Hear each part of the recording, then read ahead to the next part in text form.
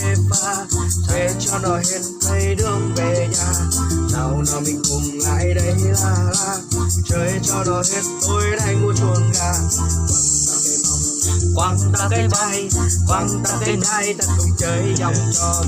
Quăng ta cái bóng, quăng ta cái bóng, quăng ta cái bóng, ta cùng chơi vòng tròn. Ngày hôm ơi đừng lo vì hôm nay là thứ hai, buổi xuân này đây mà chú nào muốn người ra ha ha.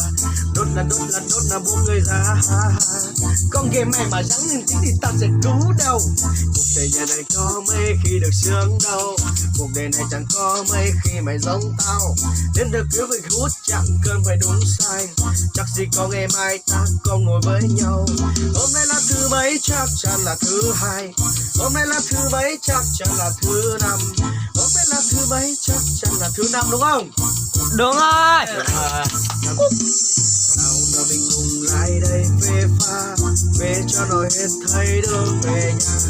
Nào nào mình cùng lại đây la la, chơi cho nó hết tối nay của chuông gà. Quăng tao cái bóng, quăng tao cái chai, quăng tao cái chai, ta cùng uống hết đêm nay. Quăng tao cái bóng, quăng tao cái chai, quăng tao cái chai, ta cùng say vòng tròn. Chẳng nên cao sông bên nhấp nhô, trông xa xa ngoài kia thấy em khẽ cười. Hải sản tươi sống Bắc Yên là có đủ, nếu Bắc Yên không thiếu cái gì chỉ biết đêm nay là thiếu ngủ. Anh xin tự giới thiệu, nickname của anh là Hoàng Thắng, quần đùi áo hở sexy, đó chính là ai với cái xì tay đốt. Yes. Để anh đưa em đi thâu đêm rồi xong chút nữa mình đi ăn kem. Hôm nay là thứ mấy chắc chắn là thứ hai, hôm nay là thứ mấy chắc chắn là thứ hai, hôm nay là thứ mấy chắc chắn là thứ hai. Này hôm mày ơi còn chi thì phi ngoài kia mà chít mày. Nào nào mình cùng lại đây phê pha, phê cho nó hết thấy đường về nhà. Nào nào mình cùng lại đây la la, chơi cho nó hết tối nay ngủ chuồng gà.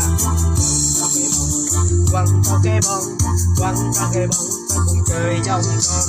Quăng tao cái bóng, quăng tao cái bóng, quăng tao cái bóng, ta cùng chơi vòng tròn. Đã hết rồi. Anh em cho mình thằng ngón tay thật lớn có được không?